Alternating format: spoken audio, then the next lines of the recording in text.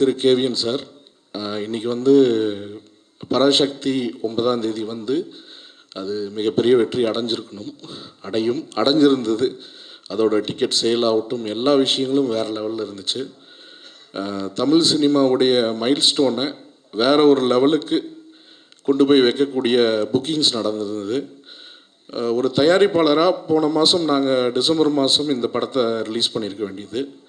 ஆனால் ஒரு சில காரணங்கள்னால பண்ண முடியாமல் போச்சு. சத்யராஜ் மாமா சொன்ன மாதிரி இதை விட சிறந்த ஒரு ரிலீஸ் டேட் அமையாது. இருந்தாலும் கூட ஒரு விஜய் அண்ணனோட கடைசி படம் ப்ளஸ் என்னை வந்து ரொம்ப ரொம்ப ஒரு சொந்த மகன் மாதிரி பார்க்குற ஒரு கேவிஎன் அண்ணா. ஸோ ஒரு சகோதரனா, மகன் வயசு இல்லை, சகோதரனாக பார்க்குற ஒரு கேவிஎன் அண்ணா. ஸோ இந்த படத்தில் அவரோட சப்போர்ட், இந்த படமும் சரி, எனக்கும் அவர் பண்ண சப்போர்ட் வந்து ஒரு மிகப்பெரிய சப்போர்ட். இந்த நேரத்தில் அவருக்கு நன்றி தெரிவிச்சுக்கிறேன்.